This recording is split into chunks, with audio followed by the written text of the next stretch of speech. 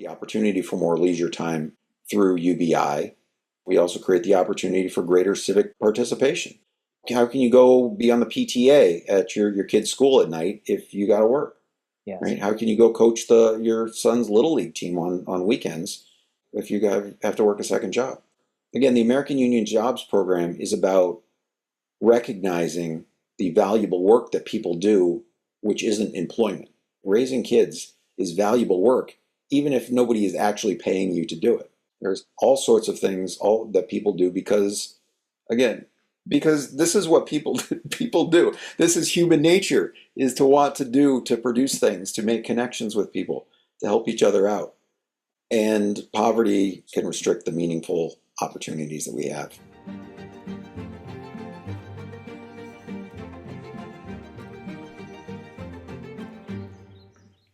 Welcome, friends. Thank you for joining us.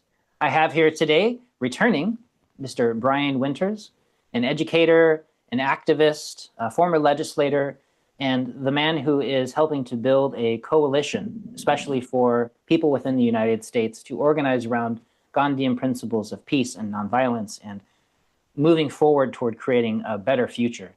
And I'm very excited to have him back after my own first fasting for peace experience, following his lead. And Mr. Brian, thank you for joining us. Mr. John, I really enjoyed our conversation a few weeks ago. Thank you for inviting me back. My great pleasure.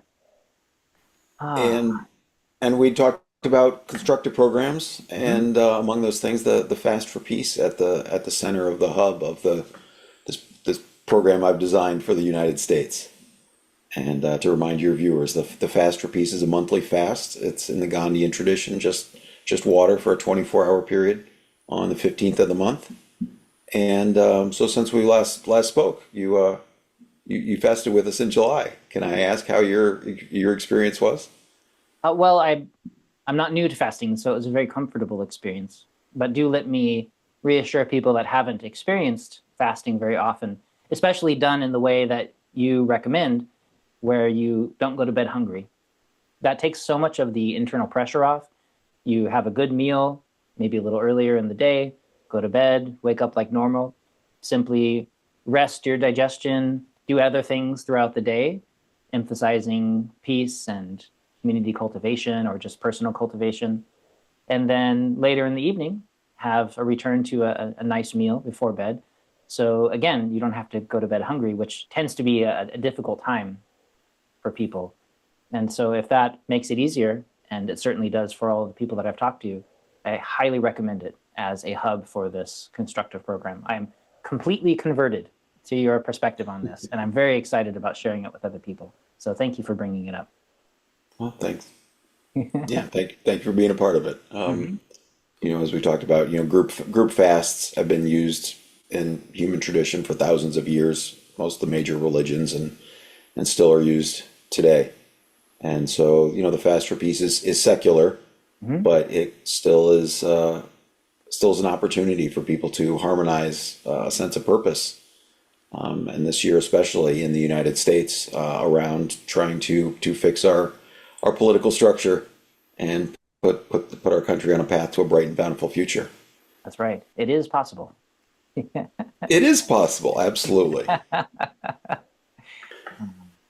And we had wanted to chat about constructive program, and also I had been really curious to get more details about the nature of UBI, of this universal basic income, or unconditional basic income, as you described it. And so I'd like to hear more specifically about that. But I know that you have an outline and a plan, and I'm very happy to take this lesson. So take us away. Well, I've got all kinds of outlines and plans, John, but Professor Winston.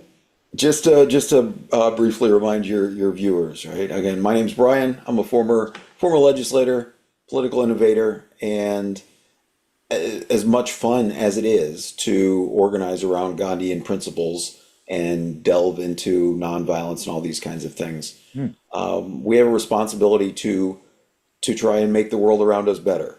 And so I realized some years ago that we could apply these principles of nonviolence to our adversarial election system. And drawing on my years in the state legislature, constructed a model for electoral and political reform as parts of this constructed program. And in short, it involves collectively bargaining, a union of voters nationwide collectively bargaining for a better social contract, for passage of legislation in exchange for being willing to help Congress, both the red team and the blue team, to help them succeed in serving the American people in exchange for keeping their jobs and staying in power. So in 2026, that looks like a package of legislation called the POPULIST Act, which stands for a partnership of ordinary people undermining lobbyist influence for societal transformation. Act of 2026. Or ordinary people standing up to the 10,000 lobbyists who are running around in the halls of Congress and putting their thumb on the scales of democracy. We can counteract that, again, by harmonizing ourselves and generating the moral force through the Fast for Peace to inspire Congress to better serve the people and pass this package of legislation that will upgrade our social structure. So it does lots of good things in there, taking on concentrations of corporate power, of concentrations of political power, fixing, rebuilding America's industrial capacity, establishing universal health care, and as you hinted at a minute ago, abolishing poverty with unconditional basic income, UBI. And basically what that UBI is an unconditional sum of money that would go out to every single American citizen. Again, unconditional, no strings attached. $55 a day for adults, $22 a day for kids. So it's enough to lift every American family up above the poverty line. And then you can use capitalism to build as high as you want from there. But as national policy, we would refuse to let any of our people fall below that line. We would establish a safety floor under Americans. And yeah, there's a lot of people struggling in this country, John, as I think you know, right? Yes. The Poor People's Campaign says got 130 million people who are living in or near poverty. Yes.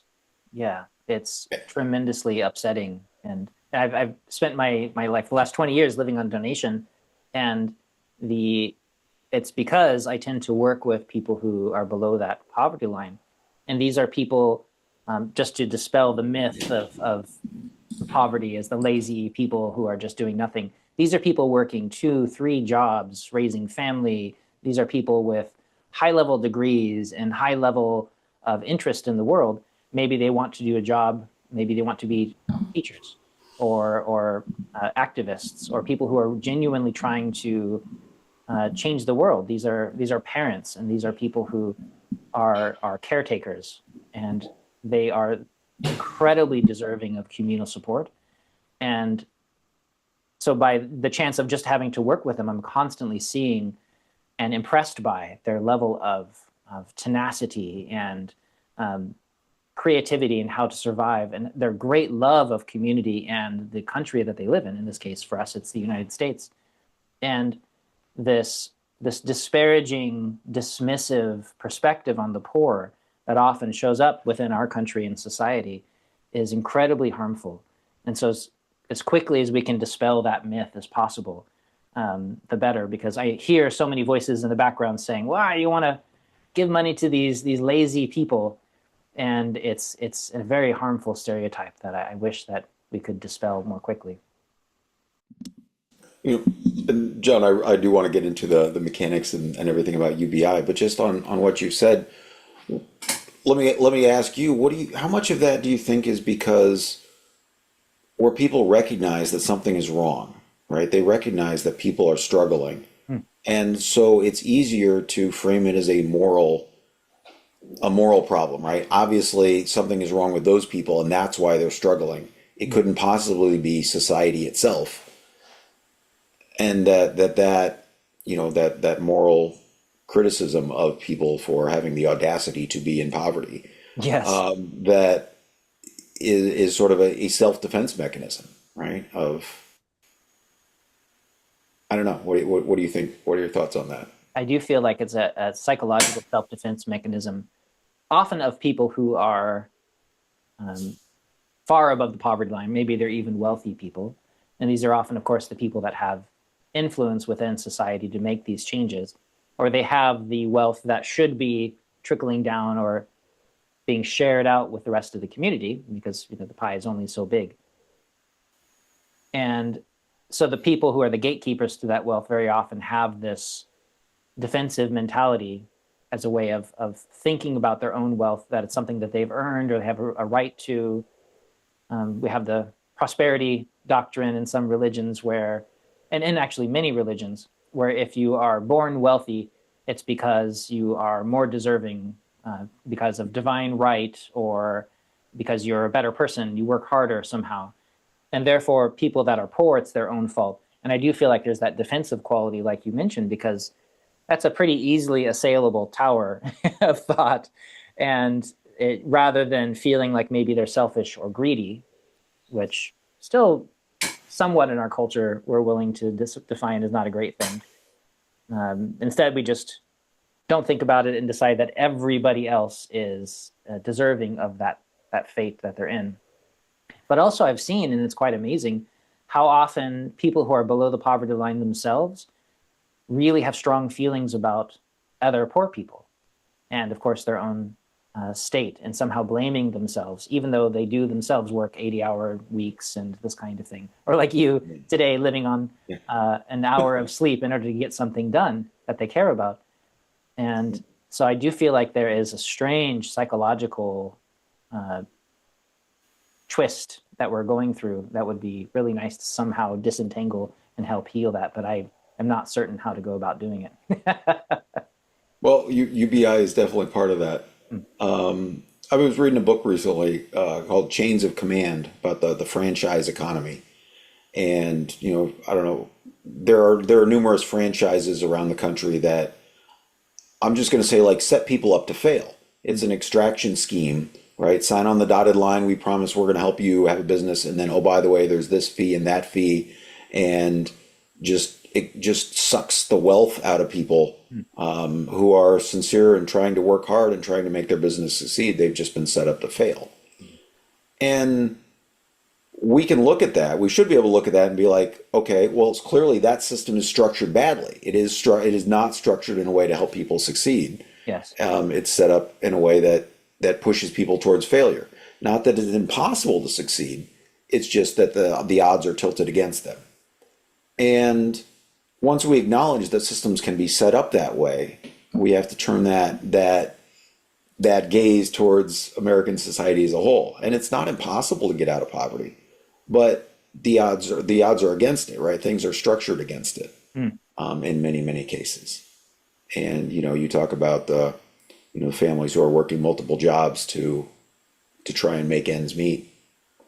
And it doesn't have to be that way. Again, we can fix this. But, that causes many other ripple effects to all that, right? Is that, when dad's out working a second job at night, it means he's not home reading stories to his kids before bed, right?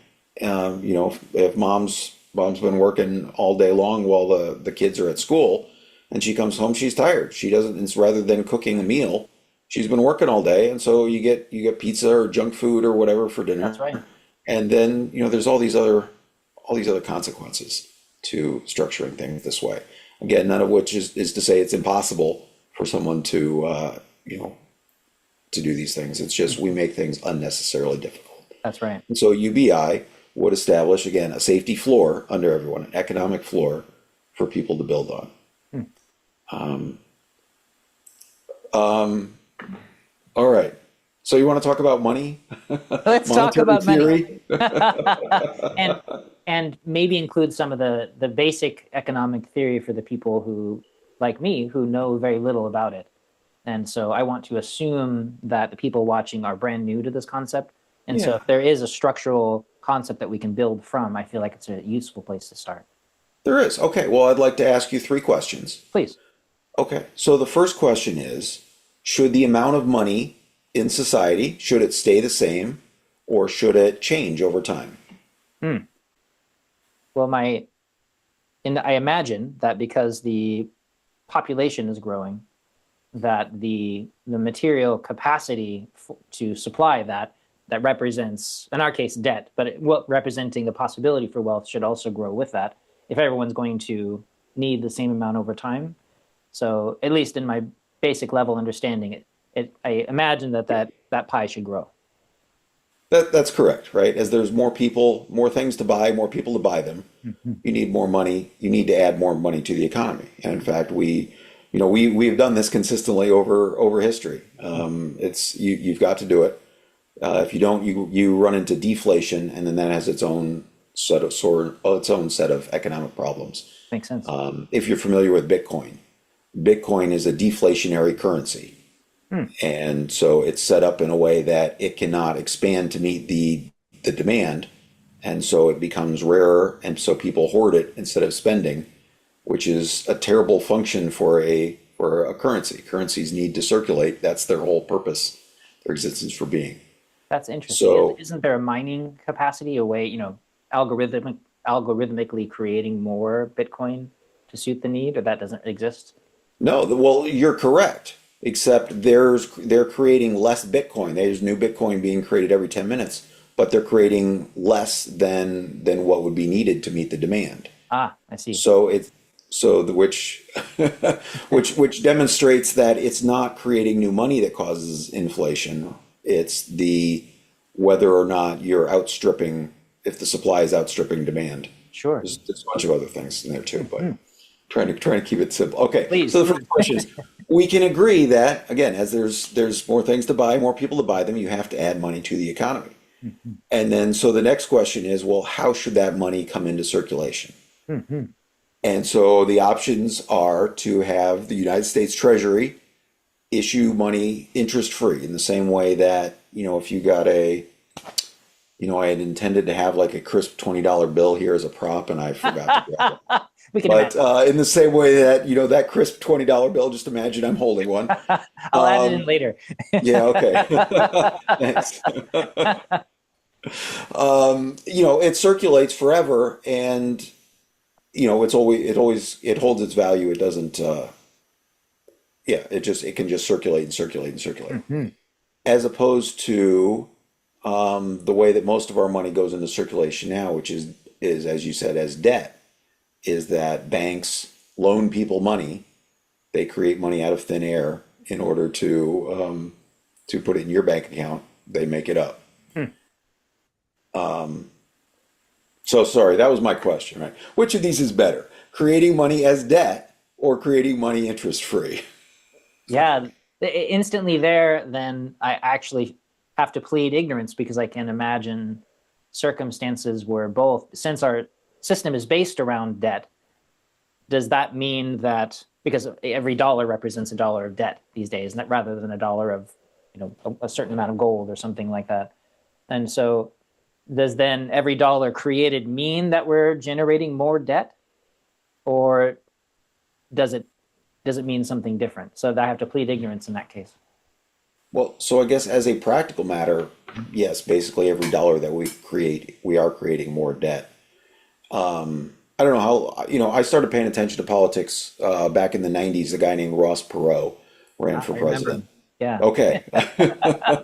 And he was very concerned, John, because the national debt was $4 trillion. $4 trillion. Well, okay, now it's 2026 and now it's $40 trillion. And the obvious question is, where did we borrow $36 trillion from? Where was it before we borrowed it? It didn't exist. Yeah. All that money has been made up as debt, and we're being asked to pay. We're being told to pay interest on it just for the privilege of allowing it to circulate. Wow. And so, again, well, imagine I had a crisp $10 bill now. Each day, the United States pays for every man, woman, and child in the United States $10 in interest on the national debt. Wow. National debt that is never supposed to be paid back, can never be paid back. We're just going to pay interest on it in perpetuity unless we do something different, which is why fixing the way we do money is an essential part of putting this country on a path to a bright and bountiful future. It's very helpful. Well, it's helpful to also reorganize that. I remember thinking before learning a little bit about the basics of the economy that the national debt was essentially if I had imagined that my bank account or my credit card was $40 trillion in debt, that it's not the same thing. That term of debt, that negative number, that negative sign on the number there is not the same thing as a negative sign in my bank account.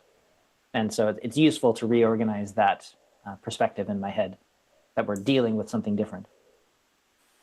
We are. A country is completely different than a household because it represents lots of households, not just one.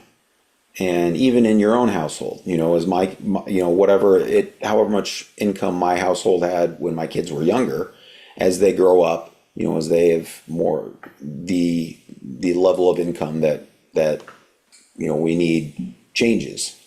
And representing again more people in the country, you've got to add to the money supply. And so Congress is according to the Constitution, is the body who's responsible for addressing these sorts of things. And they have delegated their power, the sovereign power of the United States to create money. They've delegated it to private banks, who then create it at interest, and again expect us to pay for the privilege of allowing that money to circulate. Well, sometimes people say, oh, the system is broken. And you can say, another way to look at it is, no, the system is working exactly as it's intended. Yes. That the United States diverts more than $1 trillion a year to some of the wealthiest institutions and individuals. And that's a policy choice, but it's one that needs to change. It's one that we can fix. And so the Populist Act will fix the way that we create money and stop letting banks create it out of thin air, and instead reclaim that sovereign power for the United States Treasury. Which leads us to the third question, John, is once the United States reclaims this power, how best should that new money enter circulation? Should the government spend it and pick who gets it and who doesn't? Or should everyone get an equal share? Oh, I see. That it's either from the top down or the bottom up. That's very fascinating. Wow. It is. And so the correct answer, of course, is that everyone should get an equal share, right? Yeah.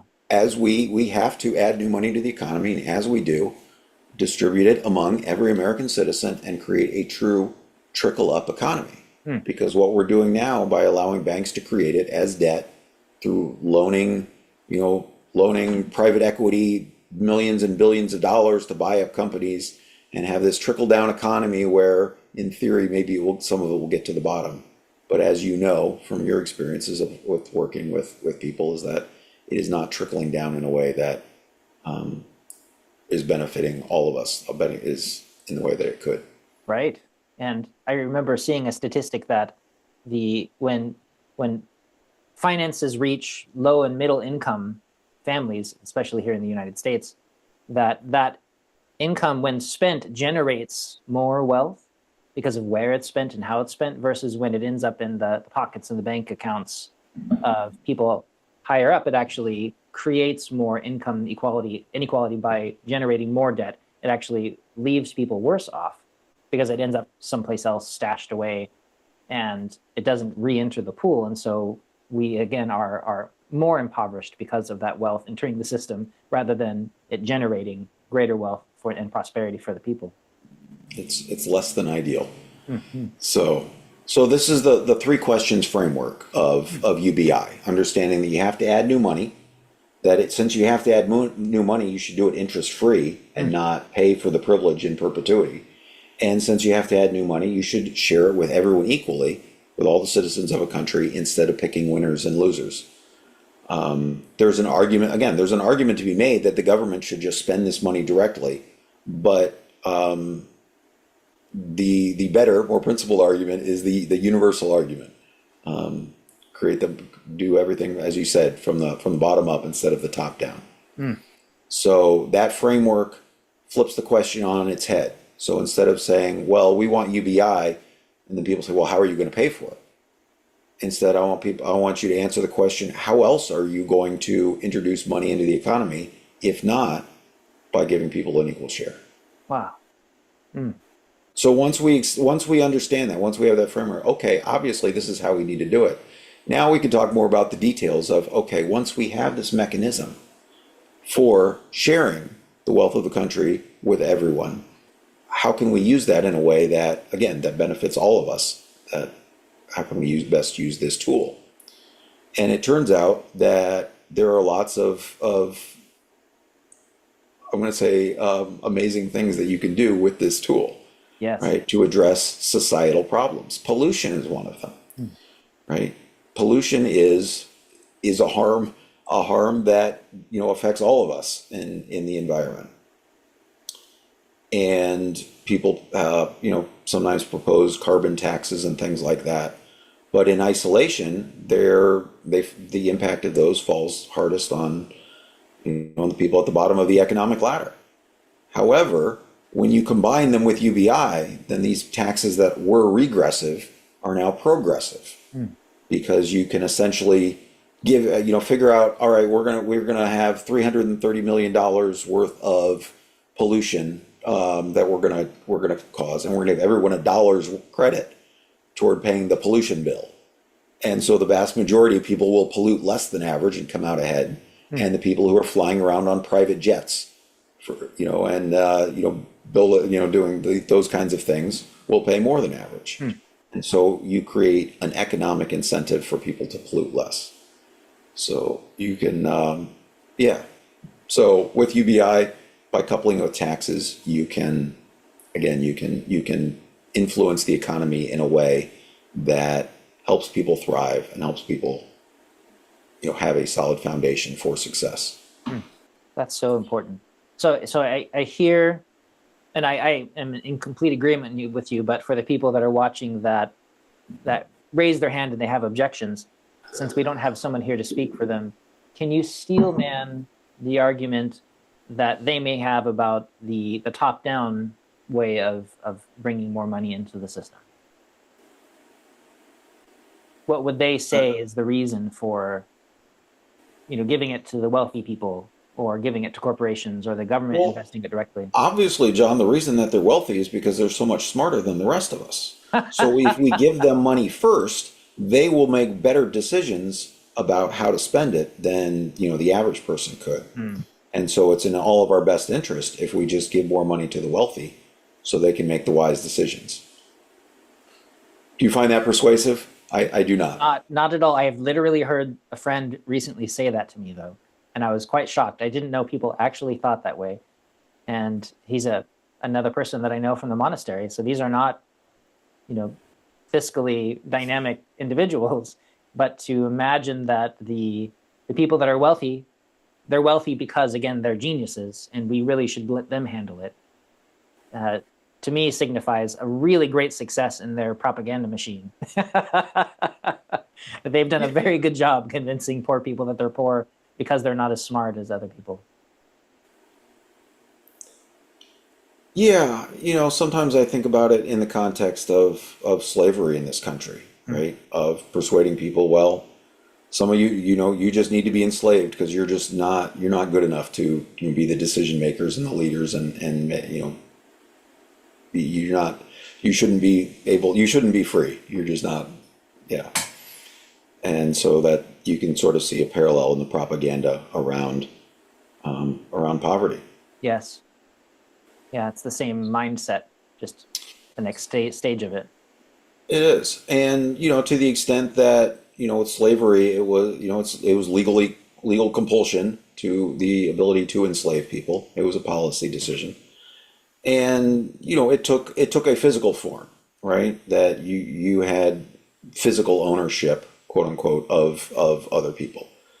And so we've gotten rid of that, but we've gotten rid of that form of physical control, but we have economic control a lot more these days. And in my younger days, I was active with the Libertarian Party, and I bought into this idea that physical control, physical coercion, government control, that was the real impact on people's lives, that we would all be better off if we could just minimize government control, and then people would really be free. And as I got older, I realized that it wasn't true, that it was the chains of the economy that were prohibiting people from making meaningful choices. John, I just heard today that Elon Musk is going to spend $100 million to try and influence the midterm elections. Ah. And guess what? We're both free. You and I and Elon Musk, we're all permitted to spend $100 million to influence the elections. Isn't that great that we have such equality here in the United States? And it's amazing because he's not just doing that in the United States. He's doing that in Germany. He's doing that in other places around the world, spreading out his influence. And so how wild that a single person who's not even a citizen has the right to influence other places just because he can. But yeah, we're free to do it as well. So clearly we're just not working hard enough. Clearly, right. Another cup of coffee. More tea. Yeah. So what looks like, equality on paper, everybody's free to spend $100 million, is not actually equality in real life. Mm-hmm. And so to the extent that, you say, well, people have all sorts of opportunities to do amazing things today. If you don't have the economic resources to make those choices, you're being denied the ability to make those meaningful decisions about your life. And so UBI is about promoting human dignity, giving people the resources to make meaningful decisions about their lives. Trying to read my notes here. Yeah. And so, yes. So poverty, addressing poverty. This is what Gandhi's mission was when he came back to India in 1914, 1915. He, after spending 2 decades in South Africa, he saw just the abject poverty in his country. And so the hub of his constructive program was a spinning wheel, offering people a way to spin yarn, make homespun cloth, and then he created a market to buy it so that he could address poverty. And addressing poverty again, poverty causes so many problems, Yes. unnecessary problems in society, Yeah. right? When we look at, things like crime, so much of property crime, right? Theft is rooted in poverty.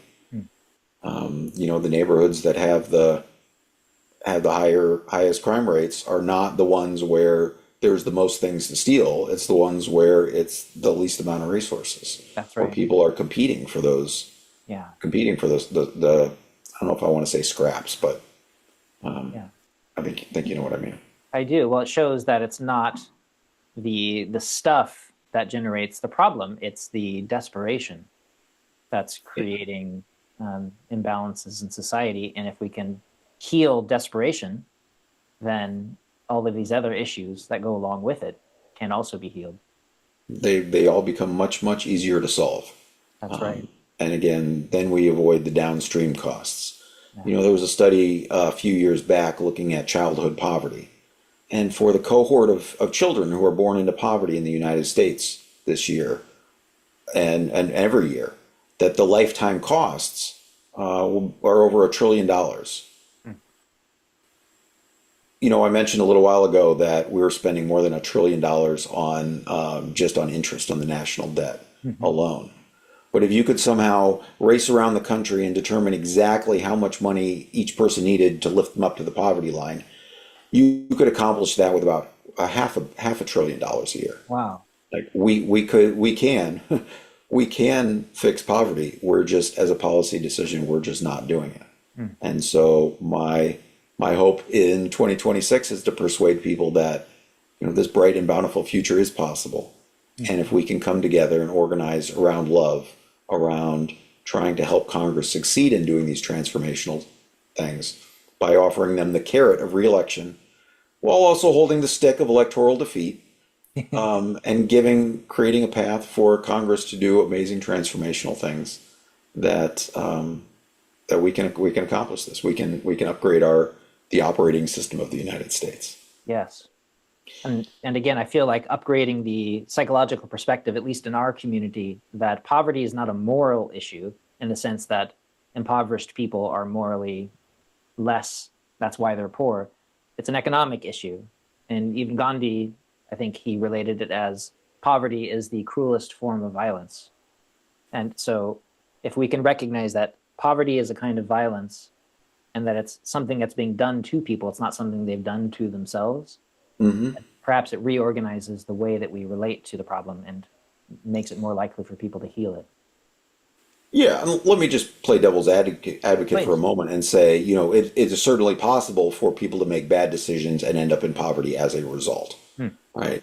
In the same way that it's not impossible to work your way out of poverty, it's also not impossible to make bad decisions and work yourself into poverty. But what we're talking about today is the way that the system as a whole is designed, and it is tilted in favor of the people at the top of the economic ladder. That's right. And so by rebalancing it, by creating a true trickle-up economy, we can have a more just system. We can, move people from this mindset of scarcity where they worry about what little they have and are desperate to hang on to it, and so UBI helps unlock a mindset of abundance, of security. I think we talked about last time how I try and equate UBI with unconditional love. Yes. The agape love that Dr. King spoke of as the foundation for the beloved community, right? And that unconditional basic income says, each and every day, here's your $55 for being an American citizen. You got enough to eat, and then even if you make bad decisions with it, that's okay. We still love you. And tomorrow you get another opportunity. Yeah. And yeah. I love that term, trickle-up economy. Yeah. The William Jennings Bryan, who in 1896 ran for president as he got the Democratic nomination, and then he also got endorsed by the Populists, the People's Party. And so one of the things that he said during his campaign is that, if you legislate in a way that makes the masses prosperous, that that wealth will trickle up to all the classes that rest upon them. And we can, and so when we institute UBI, people are still going to be spending money on Amazon. It's still going to end up in Jeff Bezos's pockets, right? People are, Elon Musk is still going to be making money as people buy, electric cars and whatever else he's selling. I lose track these days of all the businesses he has going on, right?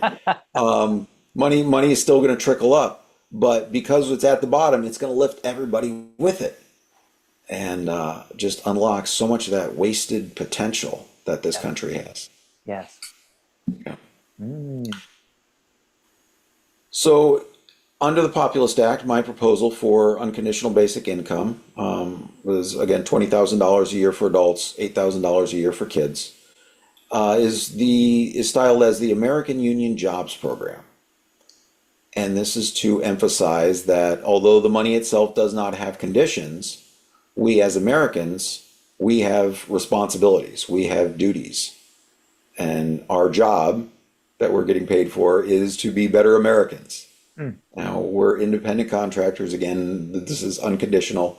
If you're an independent contractor, if you turn out to be a horrible American for the day, that's okay. You can't get fired. You're still on Team America. But it's a reminder of, again, as I said, of our duties as Americans. And I think we may have talked about this last time about the preamble to the Constitution. Yes, please, but reiterate it for the people who the preamble to the Constitution. We, the people of the United States, in order to form a more perfect union, establish justice, ensure domestic tranquility, provide for the common defense, promote the general welfare, and secure the blessings of liberty to ourselves and our posterity, to ordain and establish this Constitution for the United States of America. And probably most of your viewers learned that, if they're in the United States, learned that back in grade school. And I did too, and I didn't like really pay it a whole lot of attention until a few years ago, when I was thinking more about this question of duty, and realized that the preamble of the Constitution, it enumerates 5 duties. That it's a mission, it's the mission statement for the United States, our responsibilities both individually and collectively. And so the American Union Jobs Program is reminding us, these are your responsibilities, these are your duties, go out and be a better American, however you see fit. That, well, the money, so again, the money, technical, no technical strings, but sort of a philosophical string attached to it.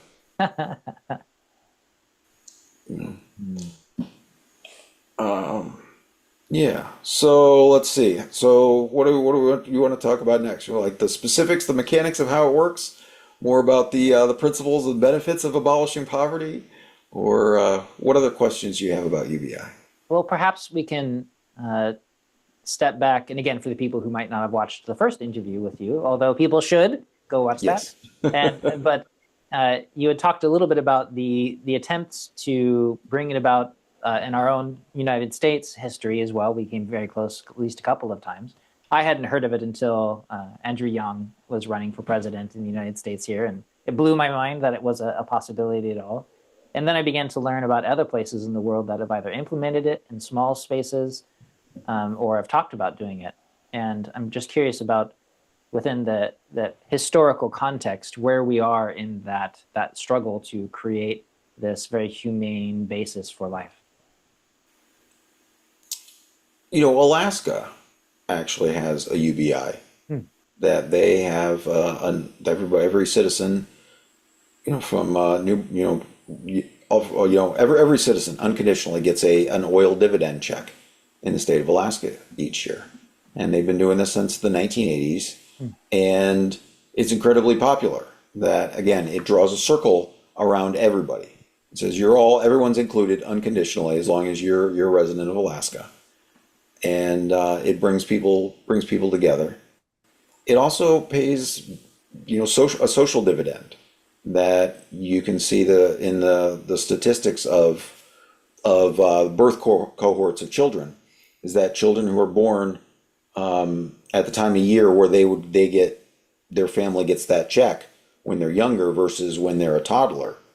That those children are less likely to be obese growing up, that there's societal benefits to making sure that parents have money to take care of their kids. And one of the things that, UBI, that basic income pilots find, consistently as they're performed all across the world, is that parents always spend more money on their kids. That's, again, not to say that this happens 100% of the time, in every single household, but as a very safe, very general rule, that's just an essential part of the human experience. Is that parents want to do more for their kids when they can. Yes, especially when they're not in a state of desperation. Right. It applies across the income scale.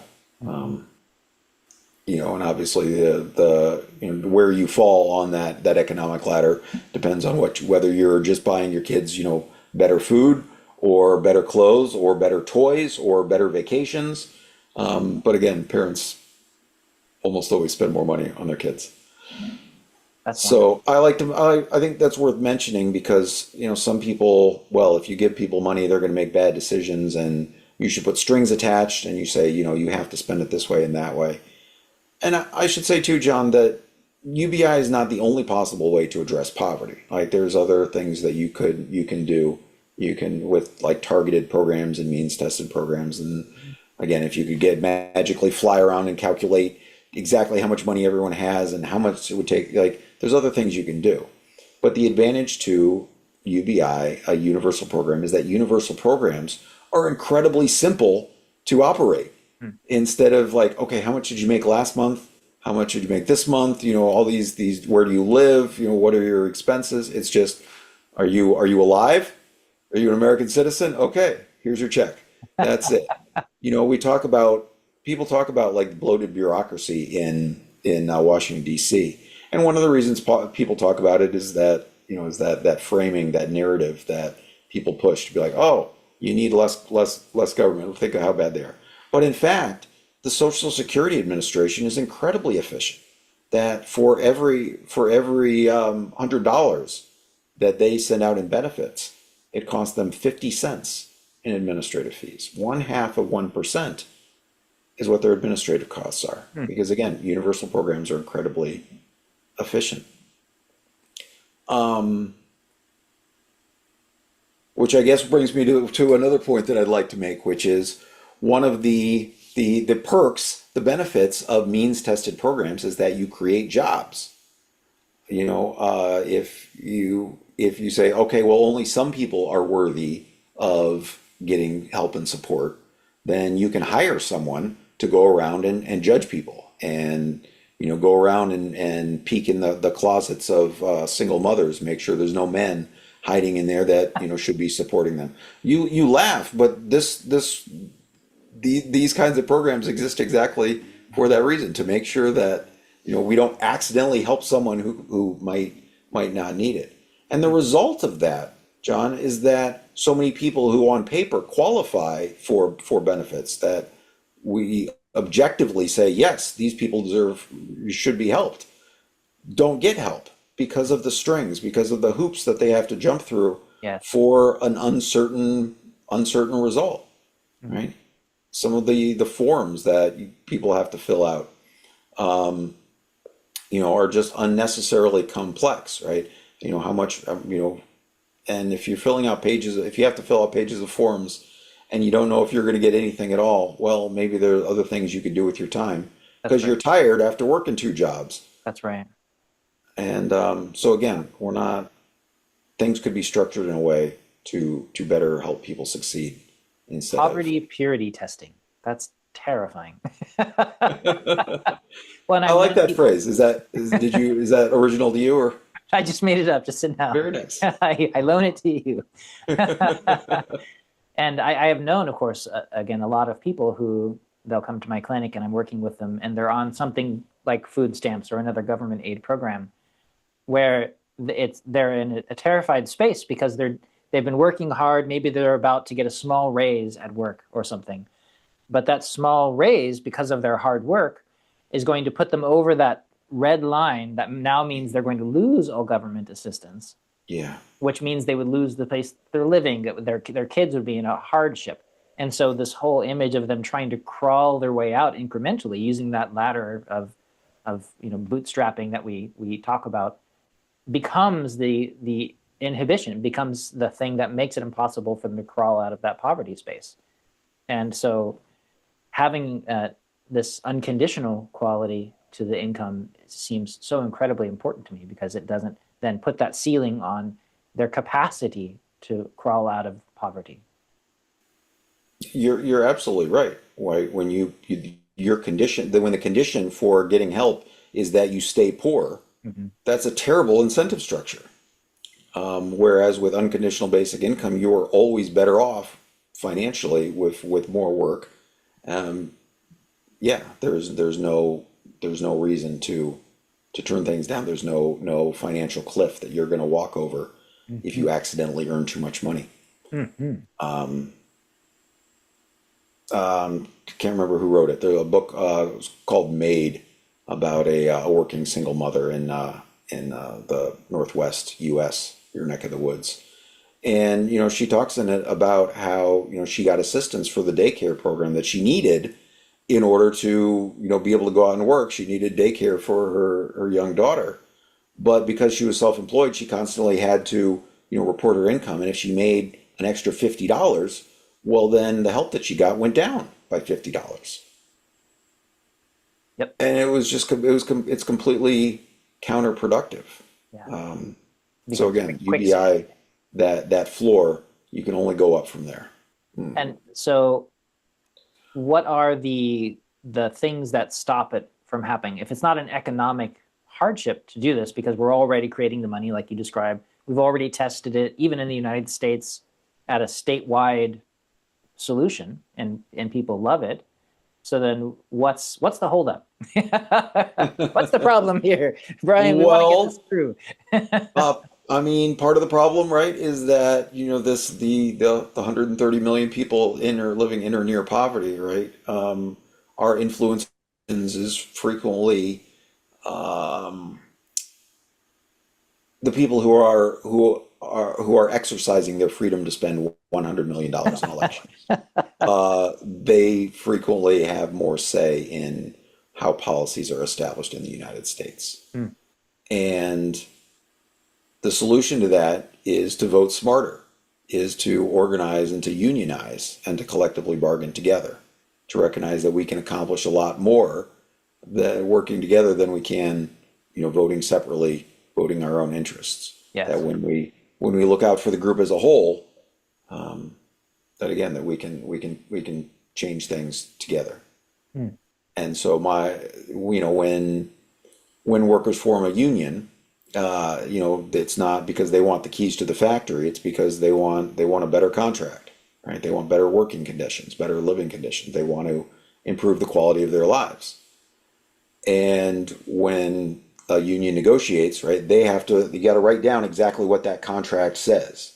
And then they all vote on, yes, whether we want this up or down.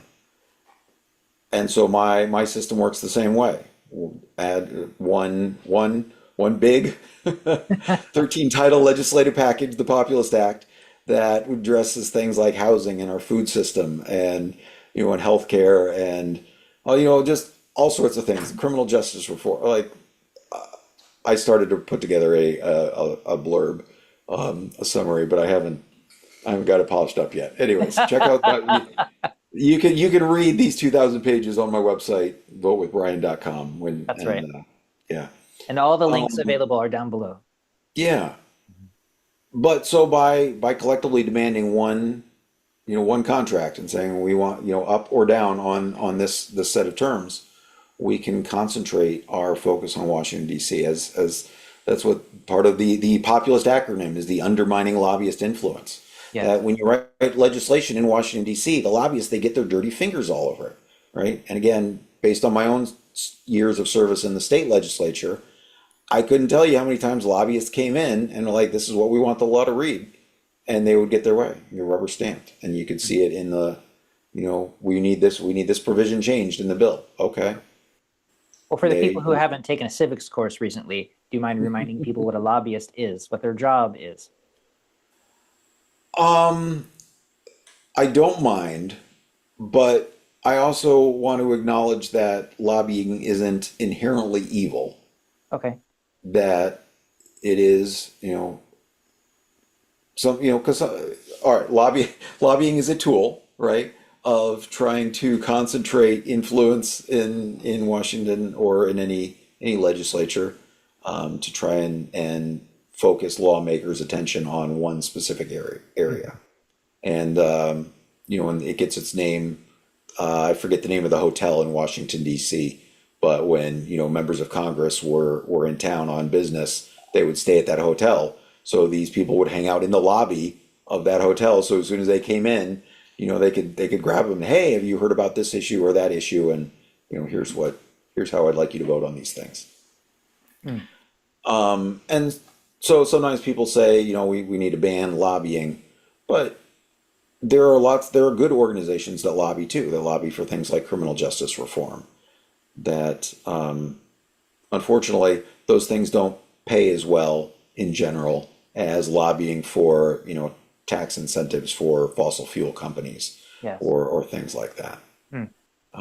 So yeah, I apologize. I wandered off on a tangent there, John. What was the question? Well, I wanted people to What is a lobbyist? What is a lobbyist? Because we're using it's not particularly wonky terminology, but again, for people who are maybe English is their second language or they just don't remember their civics classes in school, I just want to make sure that we're not losing anybody along the way.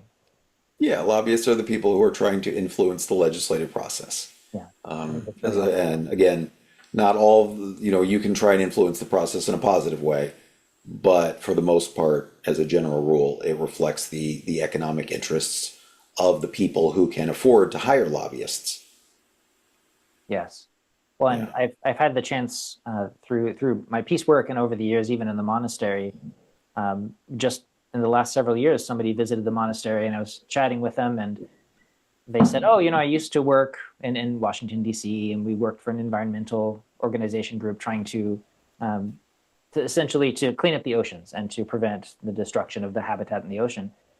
And there was a particular president they were working to get elected some years ago, and the entire organization had agreed to work with this environmental organization to clean up the oceans, and they had signed off on these environmental lobbyists' agreements, and because of that, they pushed hard to help get them elected. And as soon as they were elected, on the first day, they received a notification essentially that they were outbid, and not a single one of the proposals that had been agreed to were ever implemented. Yeah. And this had been after years of them trying to get this done. And so they quit. They quit all of politics. They quit lobbying. They quit. They were still environmentalists, but I keep hearing stories like that. And so people become disenchanted with the process of trying to help because they're constantly outbid. It's understandable. It totally is. And your story sort of illustrates one of the problems that we have with our system of government, which is the idea of representative democracy, which is elect me to represent you, and then after the fact, you're going to have to trust me to make good decisions on your behalf. Mm-hmm. Whereas my model flips that around and says, here's what we want you to accomplish in order to keep your job. And by giving Congress a hard and fast deadline, deliver before the election, we have our own metric for keeping them accountable. You know, partisan politics, I don't think we've talked about that, but partisan politics is a real divisive issue in our country today because people get invested in the red team and the blue team. That's right. And you know, the story that you share, right? I don't know whether they were supporting the red team or the blue team, but people who care about policy generally have to invest in one of those two teams to try and advance their agenda. Mm-hmm. And that just, you know, exacerbates the tribal nature of our politics. Right. And instead, you should remember, we're all on Team America. That red team and blue team alike, we all love the United States, even if we have, you know, different ways of showing it and different policies that we support. At its core, we love the United States. Mm-hmm. And that's that spirit that we need to, you know, rekindle and focus on the things that we have in common. And the preamble to the Constitution is one of those things. It's our shared political ancestor across all political parties. Yeah, we can all agree that is a beautiful thing. And if we can agree on that, then the corollary of that is the next step. How do we help each other as Americans, not as this party or that party? And so my answer is, again, a separate process, writing good, clean legislation outside of the swamp of Washington, where the lobbyists can't get their dirty fingers on it, and then delivering it to Congress and saying, this is the deal. We want to help you keep your jobs, but you got to get this done before the election. Mm-hmm. And that, you know, that flips the model around, right? No credit or promises from incumbents. They are, again, if you go back to the labor union analogy, their management. They already have the ability to change the contract, to change the living conditions for all of us. The only question is, can we incentivize them to do it? Yes. And we can, but we have to break free of the chains of the red team and the blue team. Mm-hmm. Because that artificial division keeps us from working together. And, it does. Well, and it's easy to get lost in the terminology and the largeness of the problem. And actually, before I hit the record button on this, you and I were chatting, and I was talking about my experience with the Fast for Peace. And for the people who haven't yet joined, you definitely should. It's a wonderful way to organize. And one of the things that Brian does is he will send out a survey, and we talk about our experiences afterward. And in this recent one, he was asking about, you know, our thoughts about specific issues that are going on and how we should handle things as a way to understand what people are thinking about these issues. And as I was going through this long and detailed form that he shared with us, I recognized that so many of these issues, I have general opinions about the nature of peace and how I want people to be treated. I did not feel like I knew enough about the specific situations to actually have an opinion. I'm one of the people that I'm happy to say, I don't know, let me think about that, rather than having a gut reaction to it.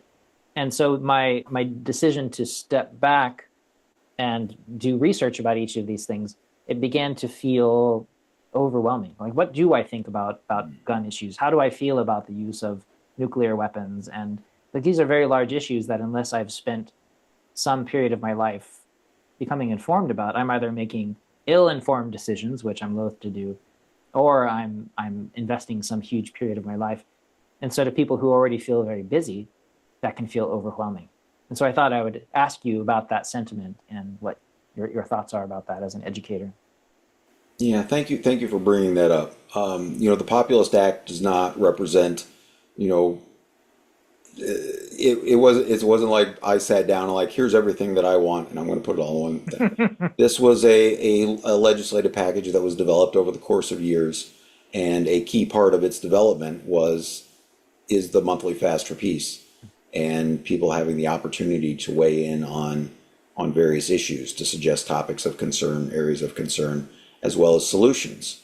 And and just for the record, there's 5 questions on July's survey, right? It wasn't like a final exam on No. or some complicated. But they're deep But questions. and they are, and part of that is you caught us at an interesting point in the project where it's polishing the details at the end versus so by necessity they're more specialized. Sure. But the way that it's set up it almost always is with approval voting, which is you can choose as many as you like. So instead of just pick one, this one thing represents how I feel in its entirety. Almost always you can say these are the things that are acceptable to me. And so by taking a large number of people and say, all right, this is what's acceptable to the most number of people, we could then guide the development of this package of policies. And so it was very helpful in the early years, especially trying to find consensus around the controversial topics. What could people agree on? So that's the mechanism. And ideally, my model for political reform would involve setting up a people's legislative assembly that does this on a larger scale on a regular basis, where you, John, could say, look, I don't really want to dig into the minutia of all these policies, which is a very understandable thing. I understand as a policy wonk, I represent a small percentage of the population, but somebody's got to do it. Somebody's got to get under the hood. We could have a whole other conversation about choice architecture. Oh, sure. Somebody's got to get under there and set the details. And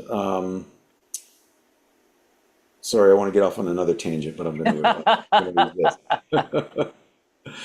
But yes, because my model is based on, again, offering one set of legislative demands to Congress, and not saying here's the soundbite and we trust you to fill in the details later. It's having a very specific set of conditions, and so those details have to be figured out ahead of the time, right? A union can't negotiate and say, we all agree we want better working conditions, and management says okay, and then everybody goes back to work. When you go on strike, you say, we want these things, X, Y, and Z. Take it or leave it. This is the deal.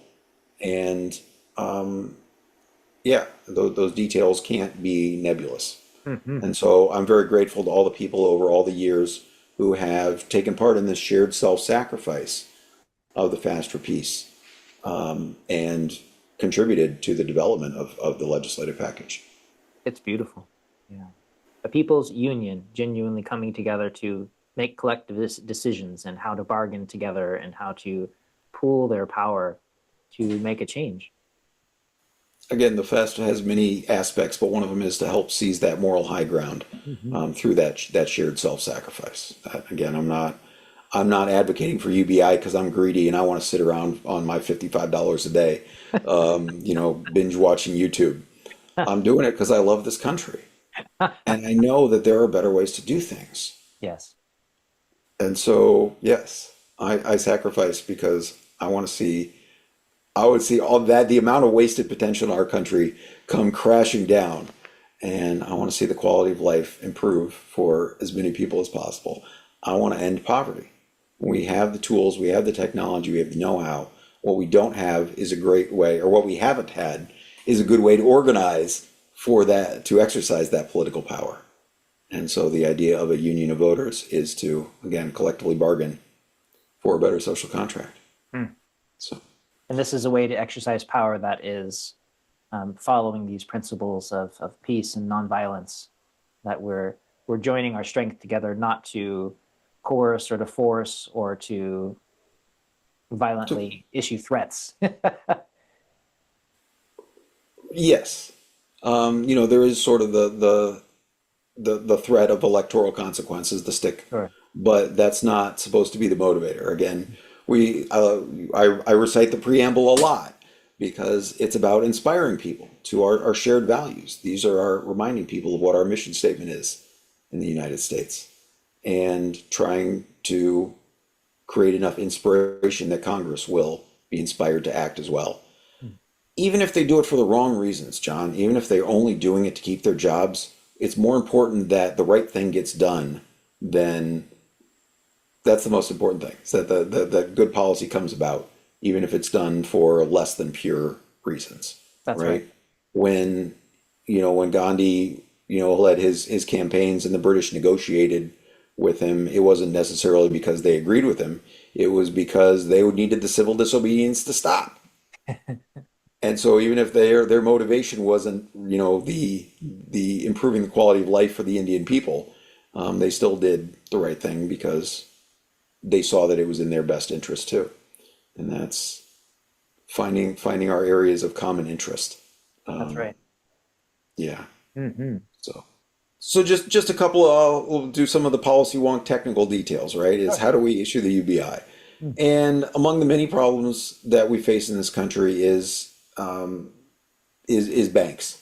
Again, they have a vested interest in the status quo. In fact, the Federal Reserve pays banks almost $200 billion a year to keep money in reserve. And you might say, don't banks have to keep money in reserve? No, the Federal Reserve changes so they actually don't have to, and then it pays them to do it. The system is incredibly stacked against the average person, right? Nobody's paying us to do something that we should be, anyways.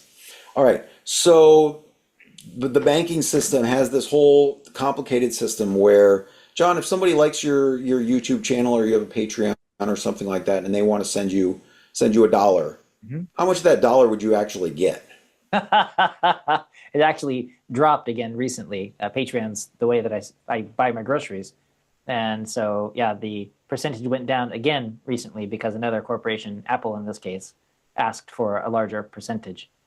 And so that continues to drop. So, but as a serious question, right? If I sent you $1 on Patreon, how much would you actually get? It's a good question. I'm not sure specifically. I'll make a guess at something like 85 cents, something like that. Okay, that's better than some of the other percentages that I myself have received for $1 payments. Yeah, in That's some of right. those cases, closer to 70 cents. Right. Well, and probably on the other end of it for the other people as well, their dollar is reduced a little bit because of the transference fee or the credit card that they used or something like that. So maybe Yeah. I'm only getting 97 cents of the dollar they sent, and then I get a percentage of that because all along the way, people are cutting up pieces and adding it to their pile. And we're doing this just to move money around, digital ones and zeros. Banking in the 21st century is essentially a giant spreadsheet. Yeah. And again, banks are taking percentages off of all this stuff. Credit card fees add about 2% to the cost of everything in the United States.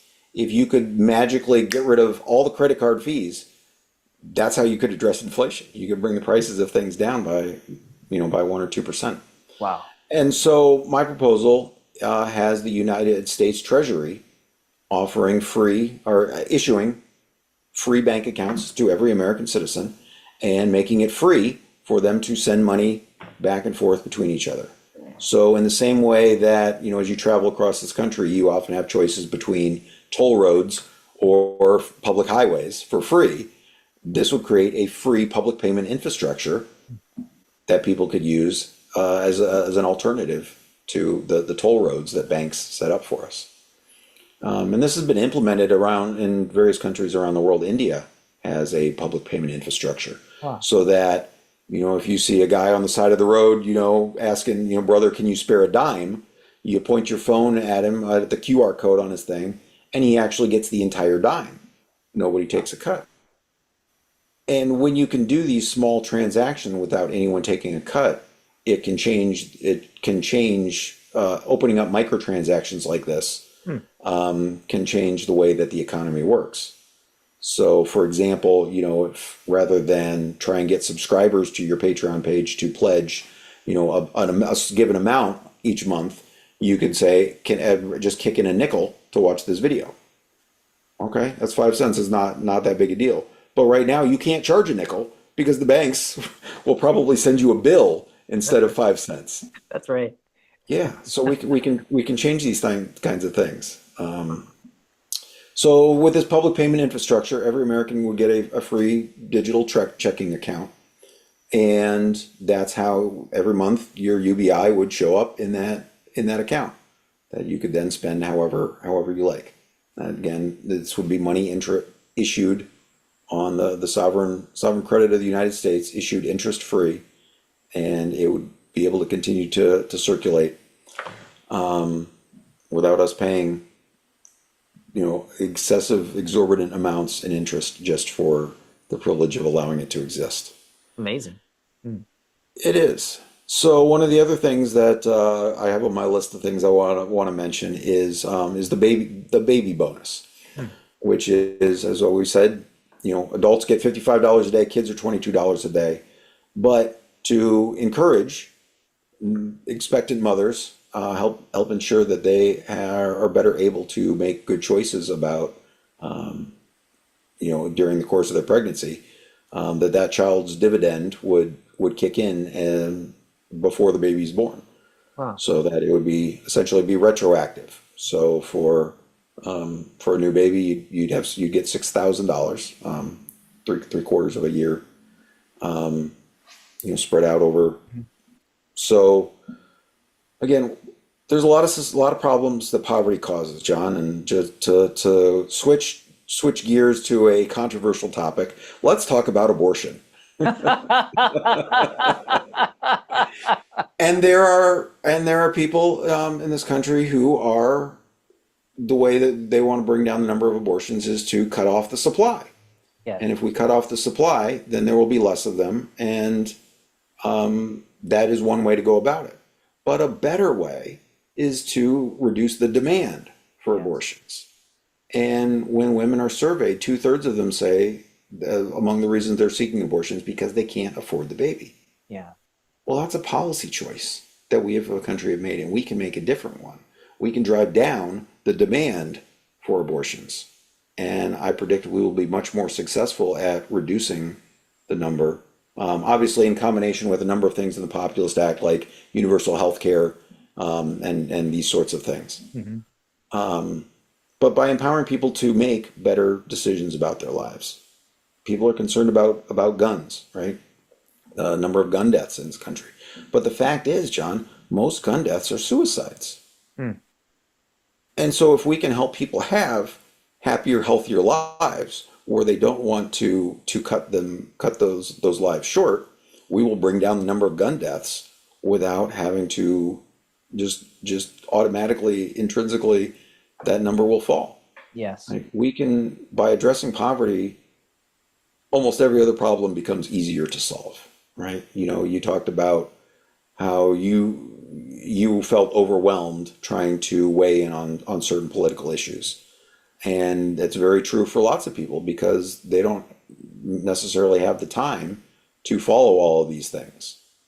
But by giving people more free time, the opportunity for more leisure time through UBI, we also create the opportunity for greater civic participation, right? Yes.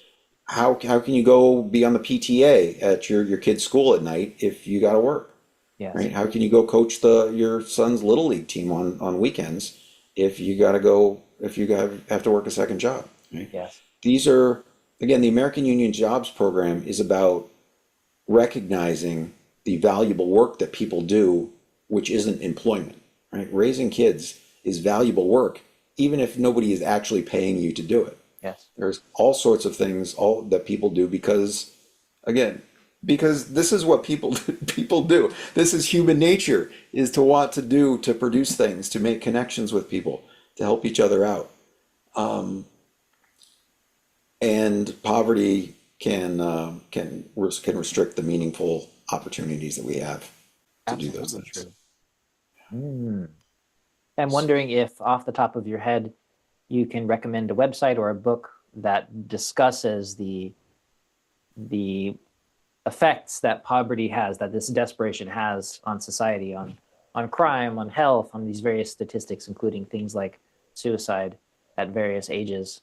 And I'm curious about if you can recommend a source where we can learn more about the trickle-on effects that comes from that desperate quality.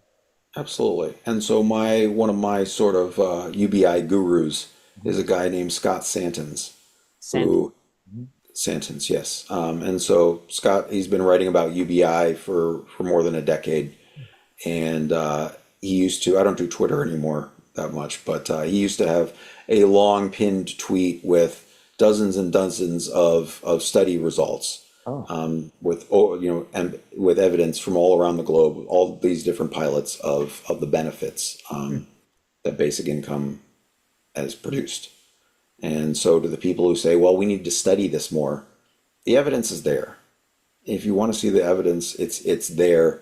And we can also see the evidence of not doing anything, right? We see the evidence of what allowing poverty to exist causes. We talked a little while ago about that mindset of scarcity of people trying to hold on to what they have.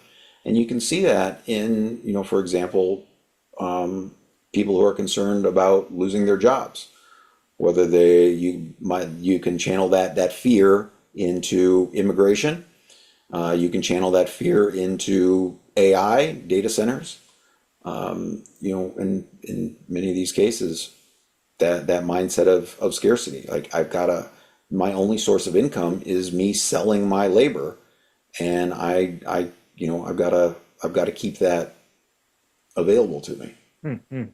So UBI will help move us into a mindset of abundance where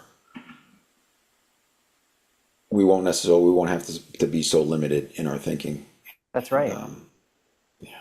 And those better angels of our nature can come to the front, and we can see what the possible beauty of humankind when we're not in that state of desperation and loss and being driven by fear, or being driven by people who are in control of our lives through economic sticks and carrots. Then maybe we can see what human society can really look like in that state of abundance that you're talking about.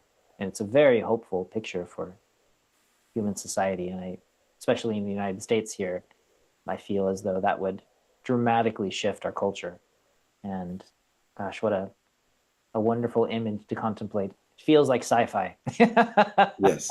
Well, the Populist Act does sketch out what I think is a compelling vision of what America could accomplish by updating thousands and thousands of lines of the U.S. code. Again, we can upgrade our operating system for our society and rebalance it. Yes. So I hope that your listeners and that others, that we can inspire people this election cycle to put aside our hate for any particular political party. I'm not trying to defeat any politician in particular. Instead, trying to bring out their best nature, help them accomplish big transformational things for our country to benefit all of us. That's right. Yeah. Brian, thank you so much. Master Winters, we appreciate you.